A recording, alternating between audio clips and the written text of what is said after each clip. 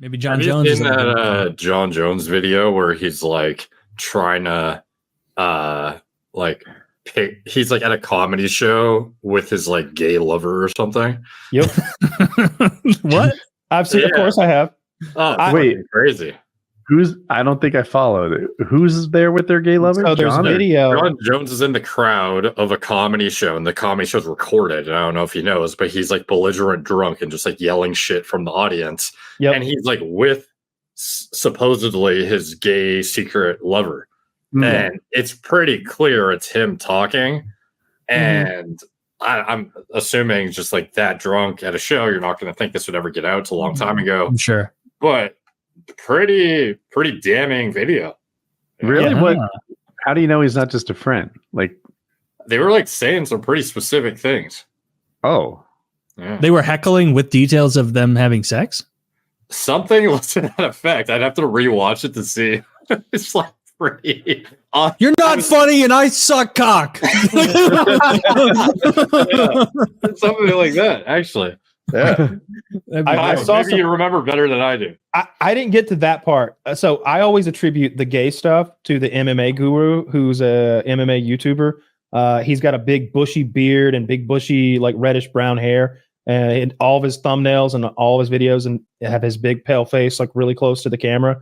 And he's sort of a pariah, I would say, in some circles. Like I know he's got beef with a lot of other MMA journalists, and a lot of people don't like him. But he started a rumor that John Jones was gay, and then sort of made up a lot of evidence to support that, just to pick on John and get a response out of John. And it worked, because John will be like, straight as fuck over here. I don't know what y'all talking about. Like he's just like, he doesn't know how to respond to this. Usually people are like, you're on steroids. You cheated. You're a disgrace to the sport. But this guy's just like, you suck dick. You're fucking gay, dude. You're a homo gay. And John's like, no, I'm not. That's not how you respond to being called gay. You just go, gay as the day is long, brother.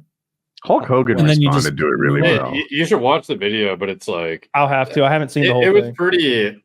At the least, it's pretty... You think a little bit differently of the guy after. I'll tell you what happened. I'll tell you what happened. I started watching it, and I could tell how drunk John was by how he was slurring his words. And I didn't want to see him like that, because I've seen him get drunk and embarrass himself like 3 other times. One time he got pulled over, and he's just being that trashy celebrity that you can imagine, who's like, you know who I am. You know who I am. And it's like, you were street racing. What are you doing out here? And then the other time when he beat up his baby mama, and she's got like a busted lip, and the Las Vegas PD lock him up, and he's talking about how he could beat them all up, and he headbutts the car. He's just always embarrassing himself and letting the veil slip a little bit. I appreciate that he's a piece of shit who pretends like he's a man of God, though. That's one of my favorite like niche characters. The scumbag who uses the like veil of religion. He's always talking about, oh, only through God can I become greater. And it's like, dude, you killed a man. It's always something evil he's doing. Yeah, I think Jones is genuinely conflicted, and that he knows he's done a lot of bad things, but doesn't see himself as a bad guy. You don't think so? He's a bad guy. He is whether he sees himself that way or not. He is unavoidably like a villainous human being. Yes. And the best part, like Taylor, he's about to fight for the heavyweight. He's the heavyweight champion, and he's about to have his big retirement fight, and it's going to be John Jones night, and everybody's going to be sucking his dick, all the dudes, all his whoever, and it's. It's going to be a big deal. But if he loses that fight, Woody, oh my God, if we haven't heard a peep out of Stipe Miocic in what feels like a year and a half, 2 years, if Stipe shows up and he's been on that German fucking vitamin program, he shows up looking like one of them German gals that was swimming back behind the Iron Curtain, like he's grown a bicep on his bicep, and he KOs John. That would be the craziest timeline, because he's supposed to be the old white lamb to the slaughter, and John's supposed to be the one who's looking pretty saucy as of late. Like he made fun of the internet because it's like, which is it? Am I fat or am I on steroids? Because he had a 6-pack as of late, and he looked good. Yeah, on steroids. You went from one. It can if he's on steroids now, like he looks good now, like he's ripped up now. He is juiced. That guy, he's always on steroids in his whole career. I mean, I've seen no evidence to that, and Derek says their testing program is excellent, Not unbeatable though. They caught him twice. They caught him twice. And they caught him a third time and let it go. They just moved it to another state. I loved when they did that. That's when I knew that the bad guys were in charge. Yes. In a movie that would never happen. Like if there was a movie about Daniel Cormier's life or whatever, that'd be the moment where like everybody would turn on John. He'd be expelled from the sport, and DC would have the crying moment where he's like, "I'm a real champion, a clean champion." But we live in an evil world where money is all that matters. So they were just like, "Oh, well, we'll just do it in another state then." Come on, John, with your dirty ass and your picograms. 2 out of 3 times that fight, I guess, sort of didn't happen. One time, Jay gave John Jones the win, but he was clearly roided up. Another time, John Jones won, but it's a no contest because he got caught for steroids. Yep. And another time, he got caught for steroids, and they canceled the fight before it happened. Yeah. You know how it ended, Taylor? Daniel Cormier crying. Oh, crying. yeah. Yeah, and I remember you mocking him for that. Weeping like a woman. Weeping like a woman, Taylor. Those are manly tears. Those were bitch boy tears. Those were bitch boy tears. I like him because he also clearly likes to, play a little loose with the diet, And he's still he still has the heart of a champion. I'll always like him more than John Jones. I don't know anything about either of them. I saw Max Holloway making fun of him. Max was like, "Dude, you look like you're 300 pounds. What are you doing?" and DC mentioned TRT. He's like, "Yeah, you get on some of that TRT. You be thinking about coming back, doing this and that." He's like, "Cowboy's saying that right now because I'm sure Cowboy's on some kind of a regimen. He's wanting. Yeah, well, Cowboy says he's on a regimen, so it's not a guess. Yeah, so literally what he wants to do is like, I'm retired, and then spend 2 years like on TRT or whatever that is for him, and then come back to the sport is what he's wanting. But I don't think they're going to give him a fight. I think they cut. Oh no, they didn't. Our boy Tony Ferguson's got another fight coming up. I'm almost positive he's got another fight coming up. That's crazy. They need to put a stop to that. Even I know enough that you guys share pictures every time he gets in the ring, and he's like getting his jaw kicked in half, looking like a crash test dummy. That guy needs to be to be removed from the fighting game. Put him in a field somewhere. Let him run free. I bet he has the record for consecutive losses. He does now. I think it's at the 7 or 8 or something like that. Jim Miller's fighting in the next event. Jim Miller is really. Jim Miller's 40 and his. Oh my god! Look at imagine the G forces that are required to accomplish what's happening here. Look how focused that guy on the right is on that kick. Yeah. All right. So like it's a little basic. That's the guy Conor McGregor is dodging on the right. So yeah, I don't doubt it. That guy looks terrifying. Tony's skull has accelerated so fast toward the ceiling of the arena that his face skin couldn't keep up. That's what's happening here, just so we're all clear. Do you remember what Smeagol looked like before he became Gollum? Right, yes, with the things on his face like that, yes. Yeah, the fucking weird prosthetic. That's what he looks like. He's like halfway between Smeagol and Gollum, yeah. And mix in that thing from 300. Yes, he looks like Ethialtes. He's like, you have to raise your guard. I can't, my lord. Shoulder to neck, or I'll tell you where. And then Ephialtes stood to the side and like tended to the dead bodies like he was supposed to. But then he noticed everybody was doing like 360 no scopes as soon as the battle began. So everything Leonidas said was a lie. We didn't stand shoulder to shoulder and keep our shields locked. Everybody he didn't want that ugly monster ruining the vibes. He smelled. What if that was it? What if after he left, he like leaned to that bearded guy and was like, smell? Can you believe it? That alone will drive the Persians back into the sea. He's got like that thing where his ass isn't really there. It's just like a long lower back. Oh, a pussy. Disgusting. Yeah, and then he went there, and then even Xerxes was like, all right, if you join my side, you can fuck, but you don't even get to like fuck women. You get to fuck these like weird burn victim amputees. There's a goat woman. Remember the goat woman? There was a goat woman. That was... Dude, I thought that was out of left field. Dude, I was into that. I was like, he's not just offering pussy. He's offering like the creme de la creme, like imperial pussy. The weird, like that was the worst pussy. He was came into his the creme de la creme. Have you been talking to ISIS? See, he made a goat woman with some sort of like dark. Yeah, that's who he First of all, you got to understand. First of all, you have to understand that 300 is, of course, a point of view story. So we're getting all this from the point of view of that one-eyed guy who was like the last one living, Faramir. So Faramir is like really, he's beefing this story up. Oh, and then a goat woman came out. He's telling a story. So you got to understand that too. Dude, that movie rocks. It's so good. It's so fun. It's such a fun movie. I remember 300, the first one. I remember thinking like, whatever workout program Gerard Butler is on is the one. And so back then DVDs always came with a ton of great extras. And on the 300 DVD, they were like flipping tires and they were running with like tension cables to their back to like resistance cables to their back and like doing this circuit training that mostly involved tires and resistance bands. And I was like, that must be it. That must be how you turn enormous. What was like cool, what was funny during 300, the actual movie, is like you could tell the guys who were kind of airbrushed up and like makeup and everything. And then there'd be an extra that was like an actual monster man. Yes. Who was enormous. And it'd be panning. It'd be like, why isn't he the king? Like, just why does he not simply eat the smaller Spartans? They must have done their casting call to like bodybuilders and gay porn stars. Because that's what they all look like. Like there's some like really like pretty boys in the background with like 12 abs. You pretty plugged into that world? Oh yeah, big time. Yeah. See, that's how you respond to a gay accusation, not with I'm not gay, I'm John Jones. What do you say? I'm a man.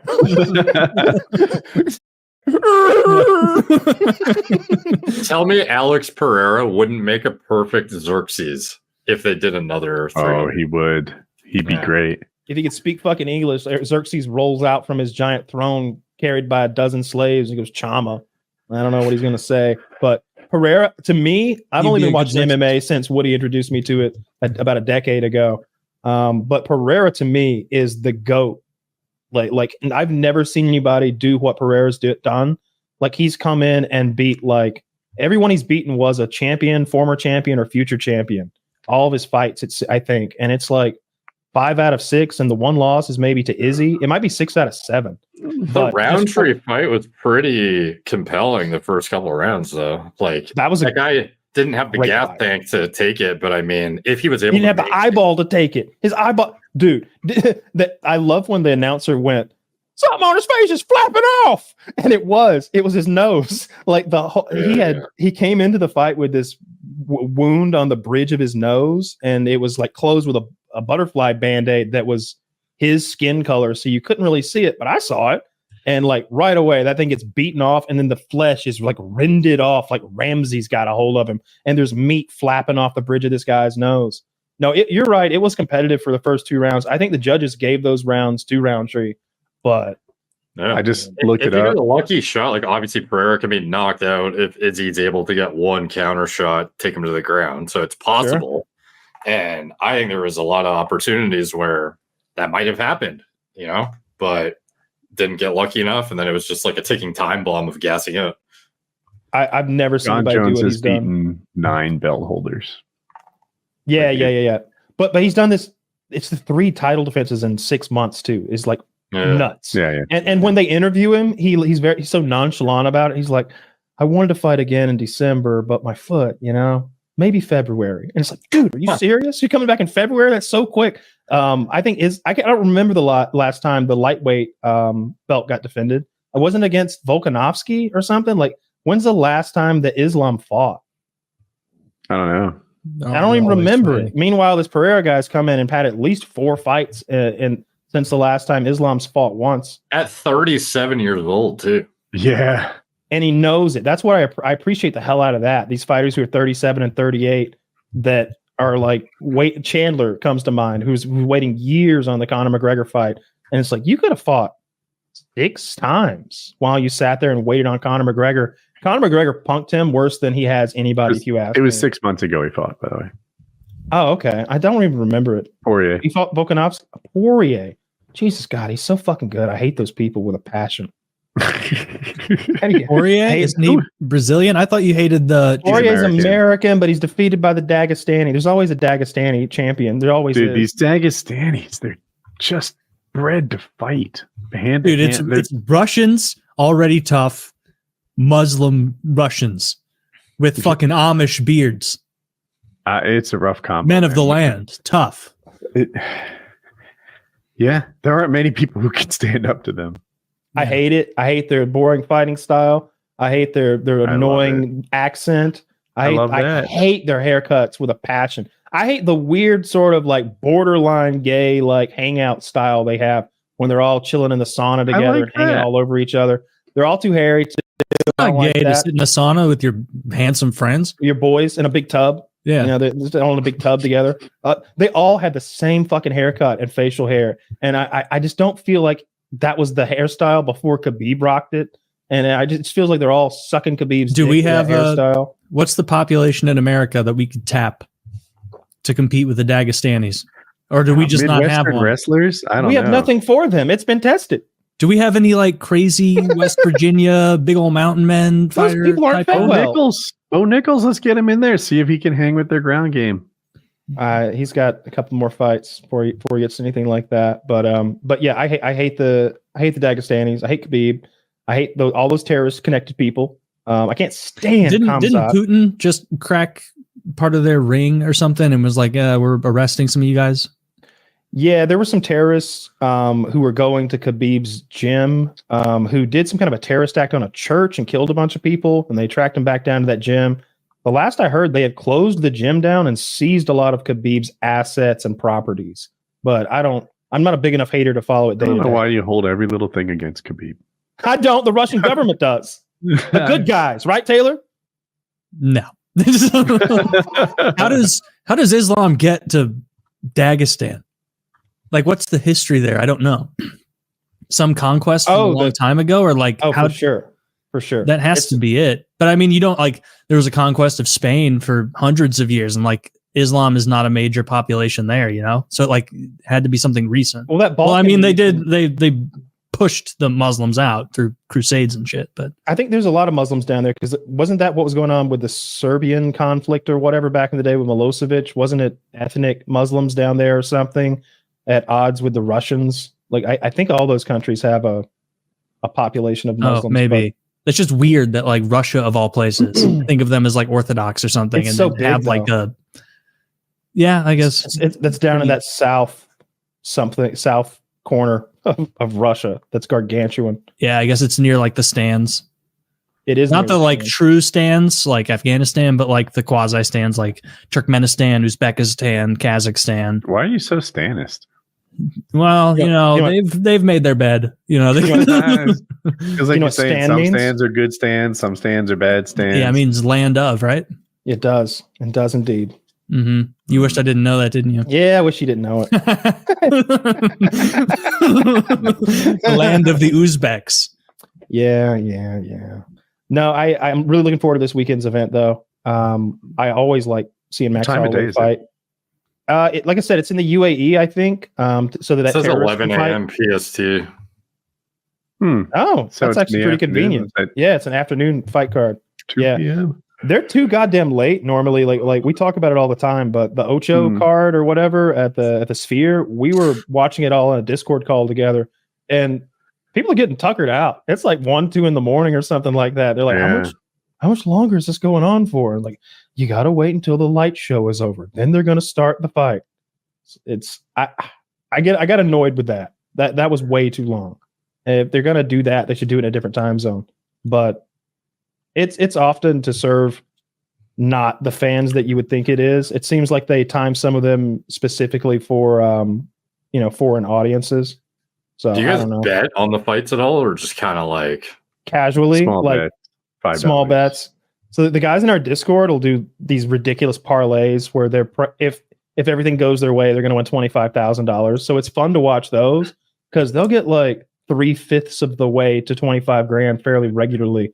You know, this guy got knocked out, this guy got submitted, and it's like, oh my god, I just need like 2 more things to happen my way. That's how parlays work. That's right? the sinister nature of parlays. Yeah. It's meant to get you most of the way there. Well, how much do you do it to get into whatever that is that you're talking about? Oh, that's just us like fucking around. Oh, well, they're using like bet.com or stake.com or any number of like websites. FanDuel, right? But we'll do like little private bets between us.